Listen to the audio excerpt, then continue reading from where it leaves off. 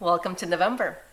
Let's look at what happened from May 2022 when the shift began in real estate locally here through where we are today. Overall, we had a 9% price reduction in Bay Area in aggregate, and in some areas we were down as much as 22% or 20%. And we really, we started in May over here price-wise, kind of bottomed out at a high level in January 2023, and since then we've pretty much recovered. Again, very, very fragmented, but at a high level, looking at Bay Area in aggregate, that's the scenario. And what does that mean for inventory? Well, inventory during the same time period, we've seen a 46% reduction because not every seller needs to sell or wants to sell. And this is in particular putting more strain on the first-time home buyer market because that's where the seller or would-be seller doesn't necessarily need to sell to buy their next house. And they're willing to keep it as a rental for a couple of years, and that plays into capital gain tax deferral. So they're buying themselves time. So lower buyer demand, lower inventory, but net, that also has translated into a 39% year-over-year reduction in actual number of transactions. Fewer people are transacting. Now, what does that mean for Bay Area? Well, yes, I said that we pretty much recovered price-wise, but it's again very fragmented. I cannot stress this enough. I know I say it all the time. If we look at Alameda County, for example, month over month from September to October, we were down on median price. In Santa Clara County in South Bay, we were pretty much flat.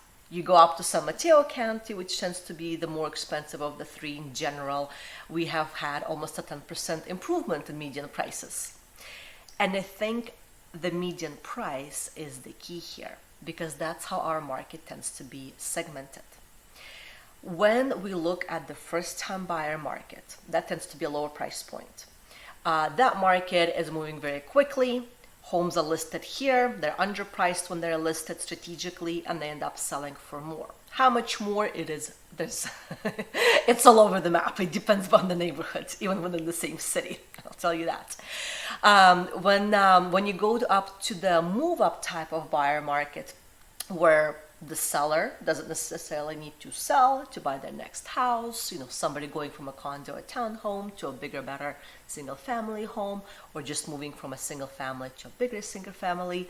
That type of market, higher price point, and that market moves slower. We have seen and continue to see it take, a couple of weeks, a month to get a home sold. There is quite a bit of overpricing going on in that market because, either sellers have an unrealistic expectation from, a year ago for what their house is worth, or just there's a tactical mistake from on the realtor front as far as incorrect pricing from the get-go. We definitely see a lot more of that, and that's pretty much non-existent in the first-time buyer market. So this move-up market, the strategy in general is to price a home here and expect to sell it here, below where it's listed. And that's where we really do see some price reductions. The numbers for the pricing here are very different in different locations. But if I talk about San Mateo County, for example, where median price is higher than Alameda or Santa Clara County, as I mentioned, there you're probably looking at, 2.5 million plus, where we see this dynamic. And if you go higher than that on kind of the luxury type of market, the top 10% of any given price point in an area, that market is moving quite slowly. There is very, very little inventory and very few buyers right now. A lot of those buyers tend to have very hefty down payments, or they're buying for all cash because they can, and buying for cash also maximizes their purchasing power given the interest rates. And we have seen an overall that market hasn't fully recovered from where we were last year as far as the erosion. So there's still some opportunity there. Net, we did not hit a recession, but we did hit a slowdown. And all of the data right now points that we will have this type of market persist probably for another year, with a change coming at the end of Q4 of 2024. Early, about half a year ago, the expectation is that pivoting point would come sooner, probably spring 2024. Right now, new data suggests that this market will persist for another year. We shall see. Thank you so much for watching. I'm here to help you create a better life through real estate.